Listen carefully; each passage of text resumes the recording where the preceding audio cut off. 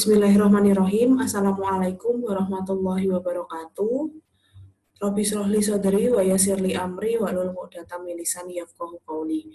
Teman-teman, kita lanjutkan materi selanjutnya adalah terkait dengan pengendalian proses pada industri kimia. Pada pembahasan kali ini kita akan mengenal begitu apa saja yang termasuk pengendalian proses pada industri kimia, kemudian apa fungsinya dan bagaimana cara kerjanya selama proses berlangsung. Seperti yang sudah teman-teman ketahui bahwa ada beberapa jenis metode proses begitu yang digunakan di industri kimia. Selain batch dan semi-continue atau semi-batch, ada satu proses lagi yang disebut dengan proses continue. Yang mana proses continue ini secara operasionalnya kita akan mengumpankan bahan baku ke dalam reaktor, dan pada waktu itu juga akan ada produk yang terbentuk dan keluar dari reaktor. Sehingga prosesnya akan berkesinambungan, jadi setiap satuan waktu kita akan memperoleh konsentrasi produk yang kita inginkan, dan kita pula juga mengumpankan konsentrasi bahan baku yang kita perlukan. Nah, terkait dengan proses continue dengan segala kelebihan dan kelemahannya, salah satu ciri khas dari proses continue, yang mana memang proses ini itu dipakai oleh seluruh hampir mayoritas industri kimia di seluruh dunia, begitu ya, bahwa proses ini akan membutuhkan suatu teknologi yang berfungsi untuk mengendalikan prosesnya. Nah, proses ini kenapa harus dikendalikan? Karena ini nanti akan berkaitan dengan kualitas, begitu teman-teman. Jadi berkaitan dengan kualitas produk yang kita hasilkan setelah atau produk dari hilir dari pabrik ini. Sehingga jika kita kendalikan prosesnya di setiap alat proses, maka kualitas ini sudah kita bisa rekam di setiap keluaran alat gitu. Nah, secara pengertian bahwa tujuan utama dari proses pengendalian proses pengendalian pada industri kimia ini berfungsi untuk merubah begitu ya, dan berfungsi untuk mengendalikan kualitas yang ada, baik itu masuk atau keluar dari alat proses. Nah, kita review sedikit terkait dengan pengertian dari proses industri kimia, bahwa secara pengertian, industri proses kimia ini adalah susunan atau rangkaian dari berbagai macam unit pengolahan yang terintegrasi satu sama lain secara sistemik dan rasional. Nah, tujuan dari pengoperasian pabrik kimia secara keseluruhan adalah untuk bisa merubah suatu bahan baku menjadi suatu produk yang diinginkan dengan menggunakan suatu reaksi, baik itu reaksi kimia atau reaksi kimia fisika gitu. Nah, kemudian dalam pengoperasiannya, industri kimia ini akan selalu mengalami banyak gangguan pada variabel proses dari sifatnya dari luar atau eksternal, sehingga diperlukan pengendalian variabel proses tersebut agar tetap pada batasan yang disyaratkan atau diizinkan dalam proses pengoperasian di setiap alat prosesnya. Nah, pengendalian proses pada dasarnya adalah usaha untuk mencapai tujuan agar proses berjalan sesuai dengan yang diinginkan. Proses tidak perlu dikendalikan jika memang suatu proses ini bisa tercapai tanpa dikontrol. Jadi contoh sederhananya, kalau semisal kita ingin mempertahankan suhu pada tekanan normal tetap pada 100 derajat Celcius, maka tanpa dikendalikan pun air pun juga sudah mendidih begitu pada suhu 100 derajat Celcius pada tekanan 1 atm. Nah, sebaliknya jika proses yang dikendalikan ini perlu untuk dilakukan suatu kendali jika memang tujuan tertentu dari suatu alat ini perlu pengawasan terus-menerus. Contohnya, jika semisal kita ingin mempertahankan suhu air pada suhu 40 derajat Celcius dalam udara yang bersuhu kamar dan bertekanan normal. Jadi, kalau untuk mempertahankan suhu di 100 derajat air, maka kita tinggal tambahkan panas hingga dia mendidih. Jadi pada saat air itu mendidih, jelas pada suhu 100 derajat seperti itu teman-teman, sehingga kita tidak memerlukan alat pengendali tambahan. Sebaliknya, jika semisal kita dalam prosesnya memang membutuhkan air pada suhu 40 derajat Celcius, yang mana kalau di suhu kamar begitu dan tekanan normal, jadi keadaan standar, air ini akan hanya bersuhu sekitar 27-20 derajat. Nah, kalau kita ingin mempertahankan suhu sampai 40 derajat Celcius, maka kita harus betul-betul mengkontrol begitu ya. Jadi kita harus mengecek setiap saat kira-kira suhu di dalam alat proses itu mencapai berapa derajat Celcius. Jika kemudian rendah, maka kita tinggal tambahkan suhunya, kita tinggal tambahkan panas di dalam alat proses. Tapi pun kalau dia jauh lebih rendah dari straight-nya, jadi standarnya, maka kita bisa turunkan media panas yang kita injekkan masuk ke dalam alat proses tersebut. Nah, ini adalah salah satu contoh sistem pengendali gitu ya. Jadi sistem pengendali di suatu tangki, yang mana fungsi dari tangki ini adalah untuk mengubah dari suhu air, yang mana umpannya ini adalah berupa cold water atau air dingin, kemudian kita keluarkan produknya berupa air panas atau hot water dengan suhu tertentu. Anggap teman-teman ini suhu masuk airnya adalah suhu kamar kita 30 derajat gitu ya, 30 derajat Celcius, kemudian kita akan panaskan airnya hingga 65 begitu, 65 derajat Celcius. Jadi di sini ada 30 derajat dan di sini ada 65 derajat Celcius. Nah, untuk memanaskan air dingin ini, kita umpankan steam begitu. Kita umpankan steam sebagai media pemanas yang nanti kita akan alirkan di dalam koil, sehingga di dalam tangki ini nanti akan ada proses perpindahan panas di dalamnya. Nah, steam di sini sudah diatur sedemikian rupa alirannya masuk begitu, kemudian keluar akan menjadi kondensat. Jadi suhunya semisal masuk 200 derajat Celcius, terjadi perpindahan panas di sini sehingga nanti suhunya di sini turun, semisal 100 menjadi 180 derajat Celcius begitu. Nah, proses ini untuk khususnya di proses kontinu atau berkesinambungan, teman-teman memerlukan alat bantu untuk mengendalikan suhu di sini. Gitu teman-teman, suhu di sini sehingga dia harus tetap 40 derajat Celcius. Nah, perbedaan atau kelebihan gitu ya, kelebihan misalnya ini teman-teman coba buka materi kita di kuliah kedua atau ketiga terkait dengan pembahasan proses kontinu. Kelebihan dari proses kontinu salah satunya adalah terkait dengan kualitasnya yang bisa jauh lebih seragam. Itu terjadi karena secara teknis begitu proses kontinu ini akan dikendalikan dengan acuan standar tertentu. Jadi semisal khusus untuk di heater, berarti ini contohnya ada water heater ya berarti ya. Nah, di water heater ini diberikan toleransi standar suhu sekitar 3 derajat Celcius begitu. Maka outputan dari hot water di sini yang mana tadi kita inginkan kita naikkan menjadi 75 derajat Celcius, maka ada range toleransinya sekitar 3 derajat tadi. Jadi 75 derajat plus minus 3 derajat Celcius.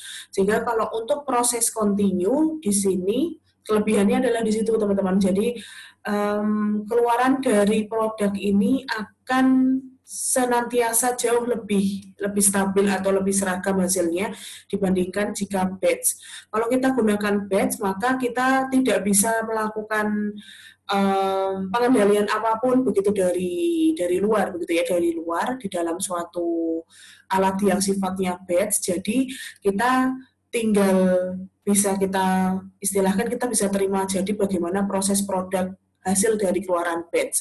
Nah, karena kita hanya bisa menerima jadi apa hasil keluaran dari alat proses yang berjalan secara batch, maka tergantung dari kualitasnya. Jadi produk yang dihasilkan pun atau keluaran yang dihasilkan dari alat proses pun ini nanti juga akan beragam tergantung proses yang ada di dalam alat proses tersebut, terutama dari reaktor ya, terutama dari reaktor batch-nya.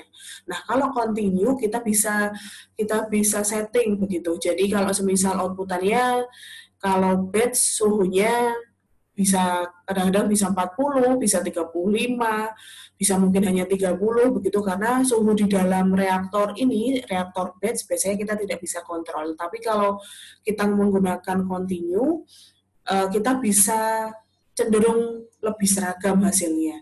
Jadi kalau semisal keluarannya 65 derajat Celcius, maka yang setiap T tertentu lagi mungkin nanti ada 64, ada mungkin 66. Jadi jika semisal kita akan rata dari parameter yang keluar dari alat proses yang bersifat kontinu ini akan jauh lebih seragam. Nah, bagaimana cara menyeragamkannya? Maka kita memerlukan suatu alat yang berfungsi untuk mengendalikan proses tersebut.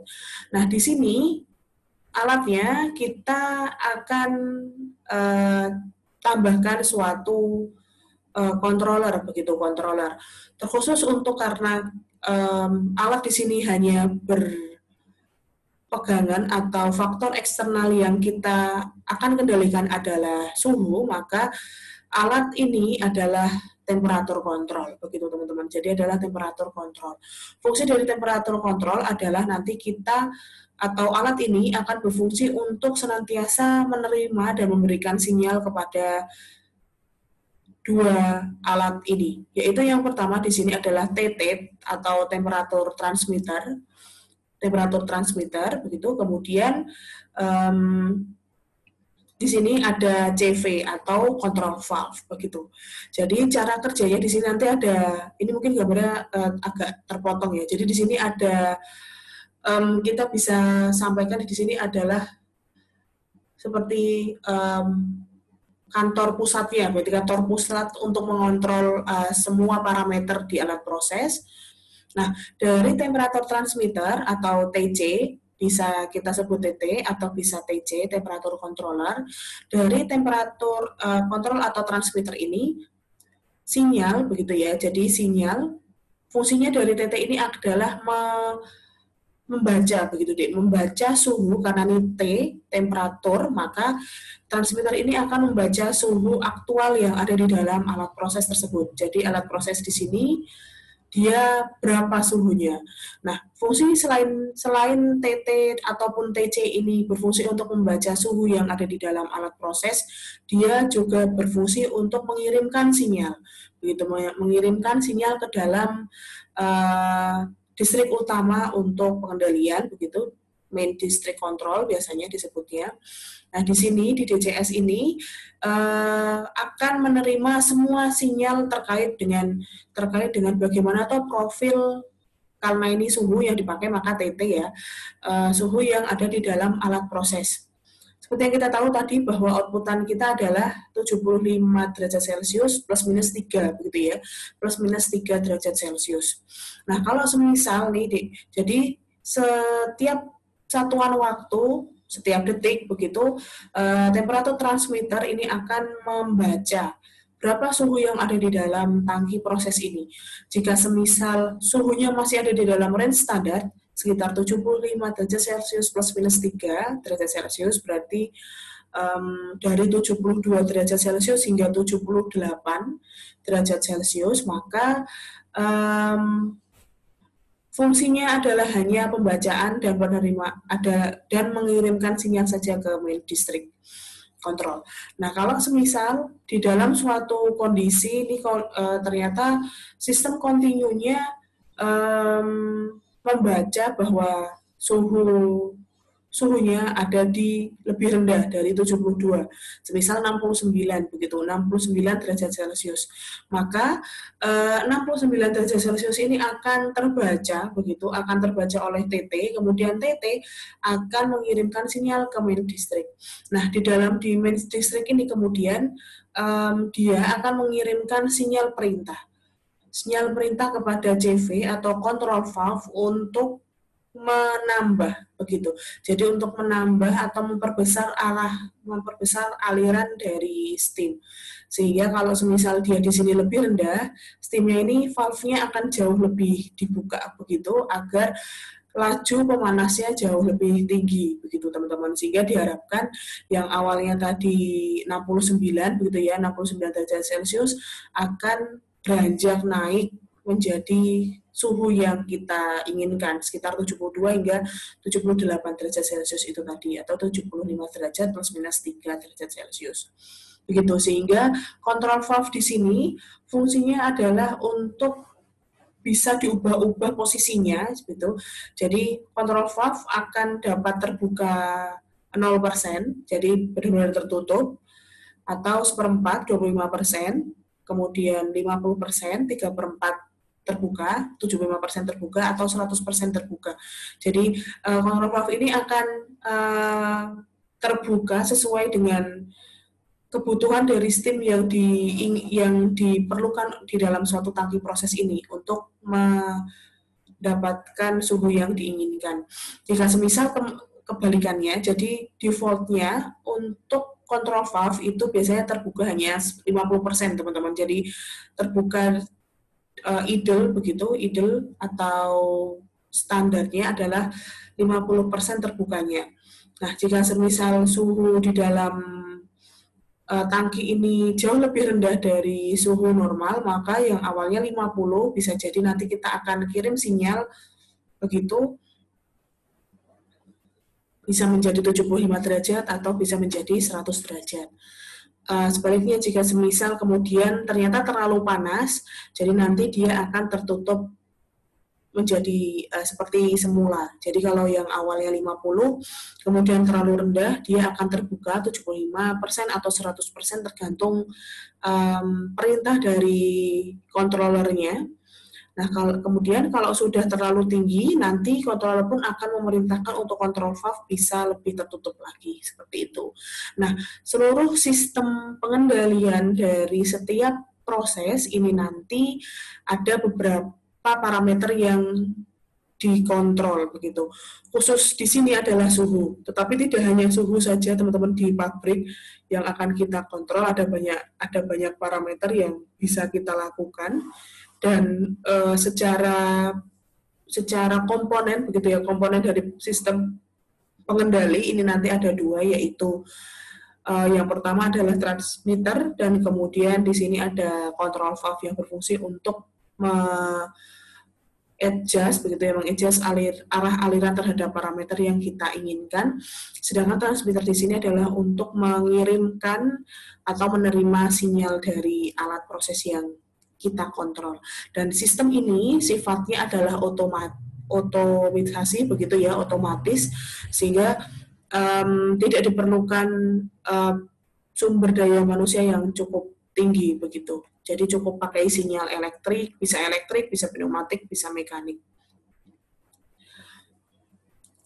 Nah, di dalam industri kimia atau industri lain yang sejenis harus beroperasi pada kondisi tertentu, dan hal ini menyebabkan pengendalian begitu ya sangat diperlukan dalam pengoperasian pabrik kimia, antara lain instrumentasi dan pengendalian yang saya sampaikan tadi. Dan variabel-variabel yang biasanya kita akan kontrol di dalam alat itu tidak hanya suhu seperti yang ada di contoh grafis tadi, tetapi juga tekanan, kemudian laju alir atau flow, atau komposisi atau fraction, flow fraction gitu ya. Nah, yang menentukan parameter ini dikendalikan begitu yang menentukan perolehan dan kualitas produk pengolahan atau tingkat keamanan pabrik terhadap pekerja maupun karyawan. Jadi keempat parameter ini biasanya akan kita lihat tergantung dari fungsi dari alat proses tersebut. Jika kemudian terjadi proses perubahan panas di sana, maka biasanya temperatur itu yang akan kita kontrol paling utama. Dan kemudian jika semisal di dalam alat proses ini membutuhkan perbandingan bahan, gitu ya, perbandingan bahan baku masuk 1 dan bahan baku masuk 2, maka kita bisa gunakan komposisi controller atau FRC, fraction rate controller, begitu. Atau kemudian jika semisal di suatu alat proses ini ternyata membutuhkan suatu kecepatan tertentu dari suatu bahan baku, maka kita bisa pakai FC atau flow control terhadap alat tersebut. Nah, jika semisal di dalam suatu alat proses pula ternyata di dalamnya beroperasi tekanan yang berbeda, maka kita juga membutuhkan pressure control di dalam alat proses itu.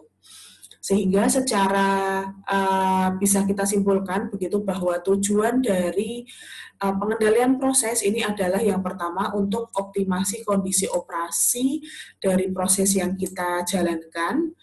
Jadi kita mendapatkan kondisi-kondisi yang sangat optimal terhadap bahan baku dan produk yang kita pakai atau kita dapatkan. Kemudian yang kedua, kita bisa mengatur begitu ya, kita bisa mengatur kondisi operasi dengan lebih presisi. Kemudian yang ketiga, untuk menanggapi input yang berubah-ubah, jadi kita bisa melakukan penanganan terhadap input-input yang berubah-ubah. Kemudian yang keempat, kita dapat menjamin konsistensi kualitas produk tadi. Itu adalah kelebihan atau tujuan utama dari sistem pengendalian proses. Dan adapun untuk jenis-jenis instrumen ini nanti ada 3 jenis begitu teman-teman, yaitu yang pertama adalah indikator, yang kedua adalah recorder, dan yang ketiga adalah 3 fungsinya, ada indikator, recorder, dan controller. Nah, yang pertama adalah instrumentasi penunjuk. Jadi kalau indikator ini intinya instrumen ini hanya berfungsi untuk membaca data. Jadi dia hanya menyiapkan data. Jadi outputan dari indikator adalah hanya data saja, begitu deh. Jadi ada data, nilai, dan simpangan yang ada. Nah, yang kedua adalah instrumen perekam atau recorder. Kalau untuk instrumen terkait dengan recorder ini memungkinkan analisis dan penelaahan terhadap data. Jadi ada action-nya untuk recorder ini. Dan yang ketiga adalah instrumen penunjuk. Di sini ada indikator atau recorder atau controller. Nah, ini instrumen ini akan melakukan 3 fungsinya, yaitu menunjuk, merekam, dan mengontrol. Kemudian yang dengan menggunakan ragam respon tanggapan terhadap penyimpangan dan titik-titik yang ditentukan sehingga dapat mengendalikan operasi. Jadi secara kompleks biasanya yang kita pakai begitu ya, kita pakai untuk alat-alat proses yang seperti HE, kemudian crusher. Jadi mulai dari tahapan yang kedua, penanganan bahan baku hingga pemurnian produk, kita menggunakan instrumen penunjuk perekam. Jadi kita pakai indikator, recorder, controller. Jadi ada yang 3 fungsi tadi. Tetapi untuk instrumentasi yang di tahapan 1 dan ke-6, yaitu penyimpanan bahan baku dan penyimpanan produk, kita biasanya hanya menggunakan indikator, teman-teman. Jadi bedanya kalau indikator kita tidak ada aksi terhadap parameter yang berubah. Jadi kalau tangki, nanti saya akan bantu teman-teman mendapatkan sedikit tambahan gambaran begitu ya terkait dengan pengendalian. Jadi kalau tangki kira-kira apa deh yang biasanya kita kontrol? Kalau di tangki cair, kalau di tangki bahan baku cair biasanya parameter yang kita pakai atau yang kita akan kendalikan itu adalah tinggi cairan dari tangki begitu. Dari tinggi cairan dari tangki. Khusus untuk tangki penyimpanan bahan baku contohnya. Jadi kalau semisal teman-teman mau bikin pabrik metil ingin bikin pabrik metil asetat dari metanol dan asam asetat. Maka teman-teman akan membutuhkan dua jenis tangki ya, yaitu tangki metanol dan tangki asam asetat untuk menyimpan metanol dan menyimpan asam asetat. Nah, secara teknis kan pabrik itu akan setiap hari begitu ya, setiap hari atau dalam jangka waktu tertentu akan mendapatkan kiriman dari bahan baku yang kita inginkan, gitu ya, kita inginkan. Jadi kalau khususnya untuk metanol dan asam asetat, kita bisa dapatkan di pabrik pasar dari metanol dan asam asetat yang kita pakai. Nah, lalu kemudian biasanya tergantung distribusinya. Kalau pabriknya dekat, biasanya kita pakai pemipaan. Tetapi kalau semisal pabriknya jauh, pabrik yang teman-teman ambilkan itu jauh, biasanya kita nanti bisa menggunakan truk angkut begitu ya, truk angkut untuk setiap berapa minggu sekali dia akan mengisi begitu ya, mengisi tangki. Nah, sisi dari tangki di sini maka kalau semisal kita menggunakan truk tangki, sifat dari tangki penyimpanan metanol ataupun asam asetat ini adalah sifatnya batch, teman-teman, karena tidak senantiasa terisi dengan metanol dan asam asetat ya. Jadi setiap minggu mungkin truknya baru mengisi, maka dia sifatnya bukan kontinu untuk proses di dalam tangki. Nah, tetapi kalau semisal kita sudah pompakan dari tangki menuju ke alat proses selanjutnya, dia sudah bersifat kontinu begitu, sudah bersifat kontinu karena setiap jam isi dari tangki ini akan kita keluarkan untuk menuju ke proses utama begitu. Jadi terkait di dalam tangki, maka karena yang kita lihat ini adalah volume dari tangki tersebut, maka yang akan kita kendalikan adalah terkait dengan level atau tinggi dari cairannya. Nah, khusus untuk di tangki, kita hanya menggunakan karena cairan, level cairan itu berarti level sebutannya, maka kita cukup pakai LI saja atau level indikator. Sehingga pada operasionalnya, LI ini hanya menyajikan begitu teman-teman. Jadi hanya menyajikan data sampai seberapa persen sekarang tingkat level tinggi cairan yang ada di dalam tangki kepada main distrik terkait dengan controller tadi. Jadi setiap 3 hari sekali biasanya data untuk level indikator di setiap tangki itu nanti akan dicek oleh pegawai yang berfungsi untuk terkait dengan controlling. Nah, kira-kira dari situ kita bisa melakukan assessment. Oh, ternyata mungkin volumenya masih aman untuk 3 hari selanjutnya. Oh, ternyata volumenya sudah lumayan cukup sedikit nih, sudah 20% levelnya. Maka oleh sebab itu kita bisa panggil atau kita bisa beli lagi bahan baku dari pabrik, dari rekanan pabrik kita, begitu teman-teman. Jadi untuk tangki cukup level indikator karena kita tidak bisa menghasilkan aksi tambahan gitu ya. Kita tidak memberikan aksi tambahan terhadap sinyal pengendalinya karena sinyal pengendali ini hanya bisa menyajikan data terkait dengan berapa atau tinggi cairannya. Nah, tetapi beda hal jika semisal kita berbicara terkait dengan HE tadi. Seperti yang ada di contoh sebelumnya tadi, yang di sini, HE di sini merupakan temperatur controller, yang mana kalau controller, bedanya controller sama indikator. Kalau indikator, teman-teman hanya mendapatkan data, teman-teman tidak bisa memberikan aksi tambahan terhadap level, berarti kita tidak bisa nambahkan cairan masuk atau kita kendalikan cairannya itu keluar, tidak. Tetapi kalau controller kita bisa kendalikan itu. Jadi kalau di sini contohnya adalah untuk TC atau temperatur controller, maka jika misal di sini suhunya tinggi, kita bisa kontrol lewat kontrol valve. Kalau suhunya kerendahan, kita pun juga bisa kontrol dengan kontrol valve, seperti itu. Jadi di TC, mekanisme yang ketiga itu selain kita baca, kita recording, dia juga bisa mengendalikan, dia juga bisa memberikan aksi terhadap parameter yang dikendalikan. Dalam hal ini adalah suhu. Itu. Dan dari sisi mekanisme kerjanya terkait dengan pengendalian, instrumen ini akan dibagi begitu menjadi dua jenis, yaitu instrumentasi analog dan instrumentasi digital. Kalau untuk instrumentasi analog, ini menunjukkan hasil pengukuran dengan gerak mekanik suatu piranti. Kemudian gerakan ini harus banding dengan besaran yang diukur, semisal pengukur tekanan bordol. Jadi biasanya instrumen-instrumen analog ini dipakai di proses pemakingan gitu. Jadi jika semisal teman-teman memaking semen, maka kita pakai timbangan begitu. Tetapi kalau semisal kita produknya adalah gas yang kita tekan gitu, maka kita bisa ukur dengan menggunakan pengukur tekanan bordol ini. Itu adalah instrumen-instrumen analog yang sudah ada alat ukurnya begitu ya, sudah ada alat ukur secara wujud begitu. Ada barometer, ada timbangan analitis, ada pengukur tekanan gitu, ada anemometer kalau misalnya nanti berkaitan dengan fluida gas.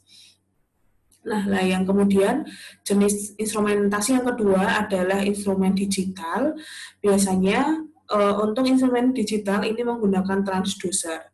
Apa itu transducer? Transducer itu adalah suatu alat yang merubah besaran yang diukur menjadi sesuatu sinyal listrik gitu ya. Bisa sinyalnya bisa listrik, bisa pneumatik dengan alat elektronik tertentu, sehingga sinyal tersebut bisa dirubah menjadi angka-angka digit.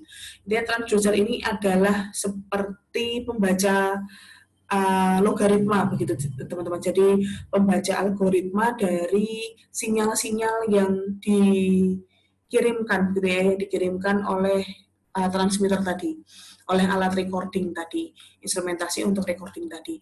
Jadi sinyalnya yang dikirim bisa elektrik, bisa pneumatik yang bersifat udara tekan begitu, sehingga setelah itu transducer ini akan mengolah respon dari sinyal itu menjadi data-data digit numerik yang nanti kemudian kita bisa baca atau kita bisa olah ataupun kita bisa rekam. Dan instrumen digital mau nggak mau memang menggunakan komputer untuk proses kerjanya begitu ya, karena komputerisasi ini berfungsi untuk memantau dan mengatur keluaran dari dua jenis instrumen yang dipakai, yaitu transmitter dan controller itu tadi. Nah, selain itu ada juga pembahasan terkait dengan pengendalian kimia analitik. Pengendalian kimia analitik ini berfungsi untuk menganalisis bahan baku yang masuk dan produk yang keluar. Digunakan beberapa prosedur otomatik yang cepat, handal dan peka. Kualitas produk dibuat lebih bagus dari hasil analisis oleh manusia, dan biasanya pengendalian kimia analitik ini dipakai bisa di awal sebelum proses itu mulai, atau di tengah-tengah pada saat proses itu selesai direaksikan, atau di akhir sebelum proses itu dijual, teman-teman. Nah, biasanya pengendalian kimia analitik ini dilakukan di laboratorium oleh seorang QC atau quality control. Nah, biasanya jenis-jenis alat untuk pengendalian terkait dengan kimia analitik itu tergantung kualitas yang kita inginkan itu seperti apa, karena ada yang kromatografi untuk mengecek bagaimana kandungan dari masing-masing zat atau bahan yang kita pakai atau kita hasilkan, itu kita bisa cek dengan sistem kromatografi. Atau juga kualitas terkait dengan pH, maka kita bisa pakai sensor pH, atau terkait konduktivitasnya kita bisa pakai analisis konduktivitas. Kemudian spektroskopi ini bisa berfungsi juga untuk melihat kandungan-kandungan yang ada di dalam produk kita gitu. Jadi pengendalian yang di sini terkait instrumen analog dan digital, biasanya kita akan hanya mengecek dari keempat parameter ini, teman-teman, yaitu temperaturnya saja, tekanannya saja, laju alirannya, dan komposisi dari bahan baku itu saja, teman-teman. Tetapi tidak, ini kan sifatnya eksternal ya, jadi suhu, tekanan, laju alir, dan komposisi kan sifatnya eksternal. Tetapi kalau sudah bersifat internal seperti pH, kemudian komposisi secara spesifik di dalam suatu bahan, maka teman-teman harus menggunakan alat controller terkait dengan kimia analitik atau kimia analisisnya. Seperti itu, jadi ini contoh yang biasanya digambar di PEFD terkait dengan LC, PC, dan TC. Jadi LC ini adalah level control, di PC ini adalah pressure control, biasanya dipakai di alat-alat yang ada transport fluida, baik itu cair atau gas, jadi bisa dipompa, bisa di blower, bisa di kondensor, bisa di kompresor, bisa di blower, bisa dipompa, gitu. Biasanya sering harus wajib pakai kalau ada PC adalah di blower dan di kompresor, teman-teman. Kalau dan expander. Jadi kalau blower sampai kompresor berfungsi untuk meningkatkan tekanan, jadi otomatis kan P awal sama P akhir dia beda ya, jadi lebih tinggi P akhirnya. Kemudian kalau expander yang awalnya P awalnya tinggi, kemudian P akhirnya rendah, maka kan ada juga perubahan tekanan. Maka di sini kita pakai pressure control. Kalau di heat exchanger biasanya kita pakai TC saja, temperatur kontrol, karena kita betul-betul mengecek gitu ya suhu keluar dari bahan itu seperti apa, kemudian nanti aksinya adalah kita kontrol steam atau air pendingin yang masuk begitu yang digunakan di dalam heat exchanger ini. Insya Allah seperti itu. Kita tambahkan terkait dengan sinyal, jenis sinyal nih. Untuk jenis sinyal yang biasanya dipakai di controller ini, kalau ada dua tadi ya jenis sinyal, yaitu sinyal untuk elektrik dan sinyal pneumatik. Secara sumber begitu ya, sumber sinyal, kalau pneumatik ini teman-teman lihat dari udara, ambil dari udara tekan, jadi udaranya ditekan, maka dia akan bisa bergerak secara pneumatik seperti teman-teman mompa ban sepeda begitu, itu adalah pneumatik. Kemudian elektrik jelas dia dari aliran listrik gitu. Nah, jika semisal ini HE begitu ya, di sini semisal HE, di sini contohnya ini heat exchanger. Parameter yang biasanya dipakai untuk heat exchanger ini adalah T-in, di sini T-in. Kemudian di sini T out, T besar ini adalah suhu produk utama masuk. Di sini ada kulan atau agent pemanas. Jadi ada mungkin kalau misal HE ini adalah sifatnya cooler, maka bisa jadi ini air pendingin yang diumpankan atau chilled water atau dotem atau media pendingin yang lain begitu. Tetapi kalau HI di sini adalah heater, maka yang di sini jelas steam.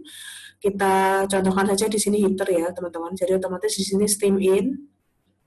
Di sini steam in, arah ini steam in, kemudian di sini adalah kondensat. Jadi kondensat itu istilah steam yang keluar dari alat proses. Nah, kita sudah setting begitu. Jadi di sini masuk 30 derajat Celcius. Keluarnya di sini 65 derajat Celcius begitu, teman-teman. Dengan bantuan 200 derajat Celcius suhu steam. Nah, di sini ada valve, di sini ada control valve. Di sini secara titik ini, kalau di PFD transmitter yang TT tadi tidak kelihatan ya. Biasanya cukup langsung lurus begini. Nah, secara proses ini sinyalnya elektrik, teman-teman. Di sini elektrik masuk ke TC, kemudian secara pneumatik akan membaca atau mengirimkan sinyal ke dalam valve. Jadi listrik, sinyal elektrik biasanya ini dari, kalau disimpul di BFD adalah titik-titik lurus, gitu ya, titik-titik saja. Sedangkan kalau pneumatik, gambarnya di VFD adalah lurus dengan ada garis dua miring yang berpotongan terhadap garis lurus tadi.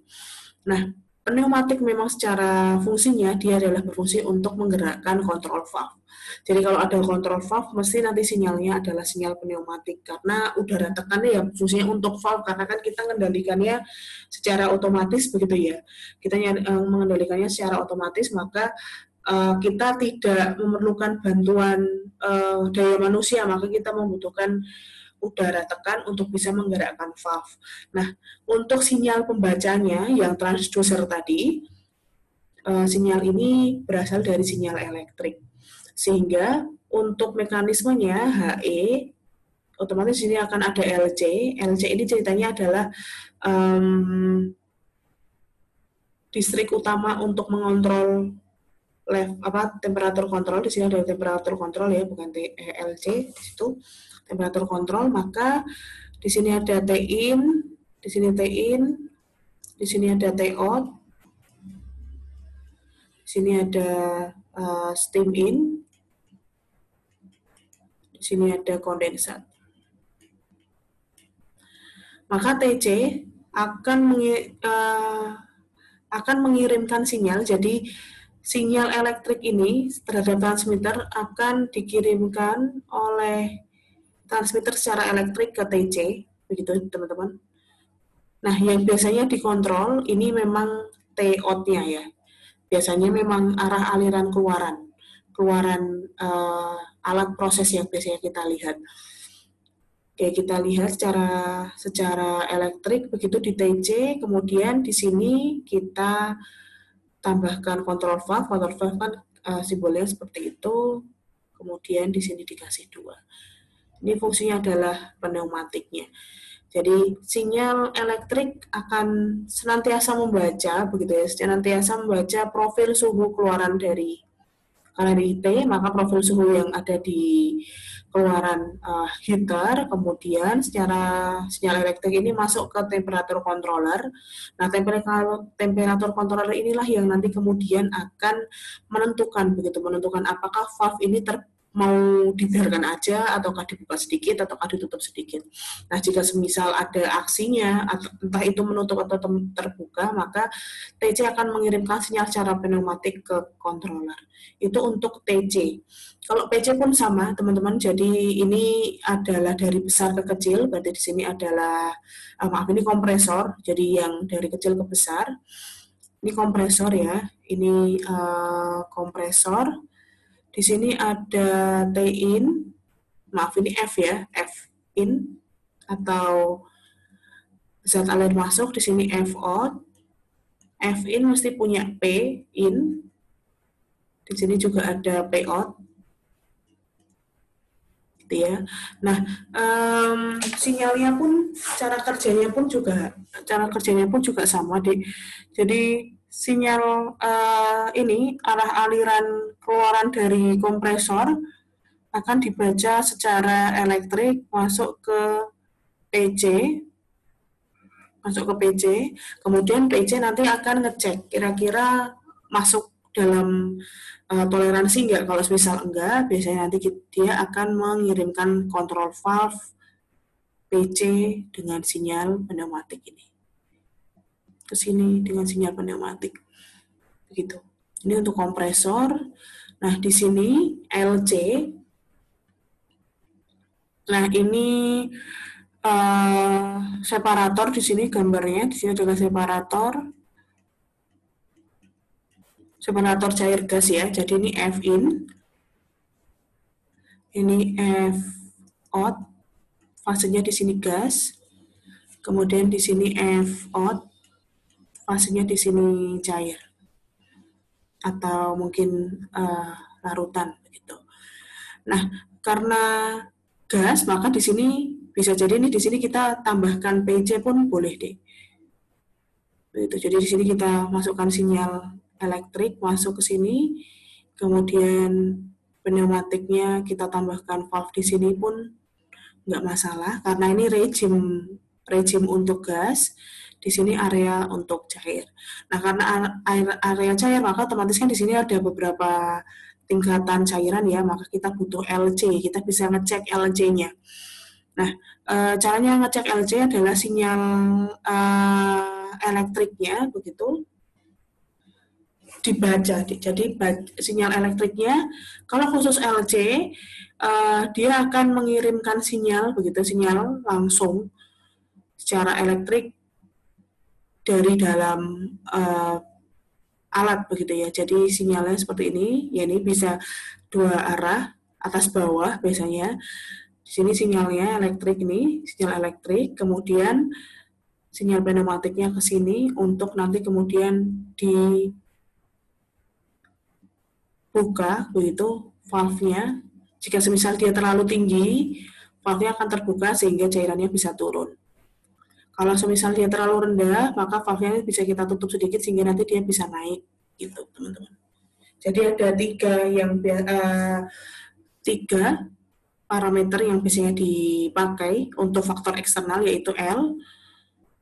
L di sini adalah level. Ini adalah tinggi cairan.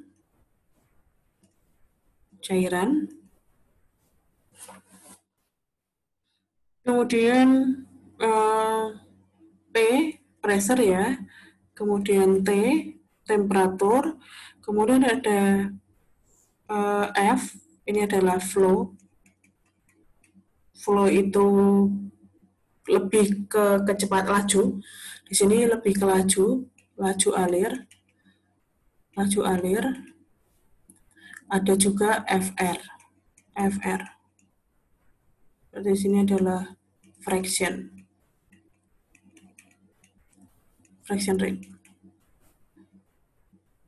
rate controller atau flow rate itu. Di sini lebih ke komposisi.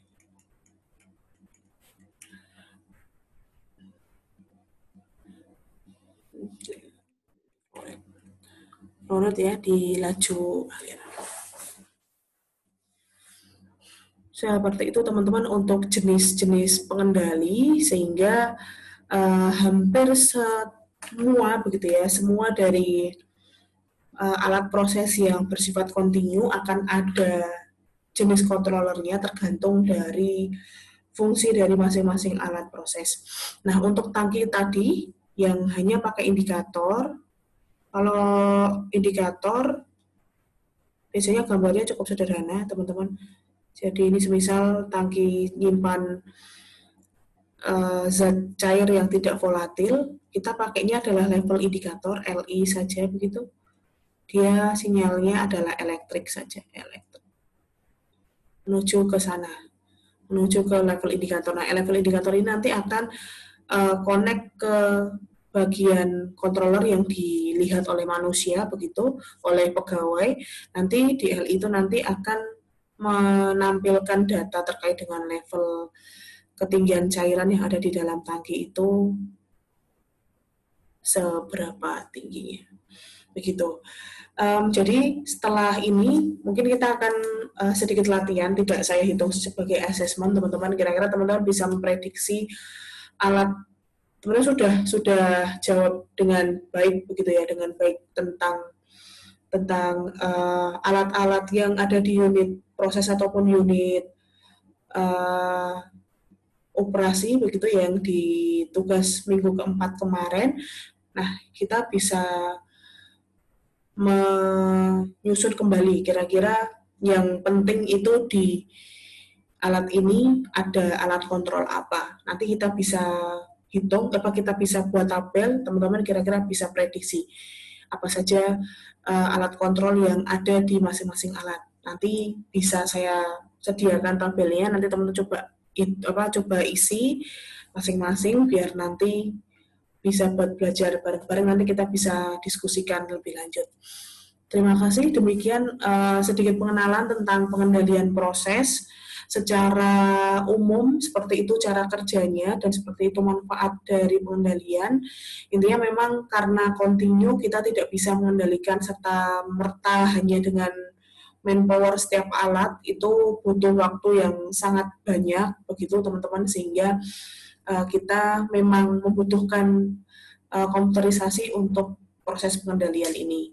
Selain itu, selain instrumentasi pengendalian secara komputerisasi, dari sisi kualitas produksinya pun kita juga membutuhkan instrumen pengendalian secara kimia analisis, Maka itu fungsinya QC di continue gitu ya, di lab atau di proses continue itu sangat penting karena sisi dari kualitas produk pun juga kita bisa kendalikan dari situ.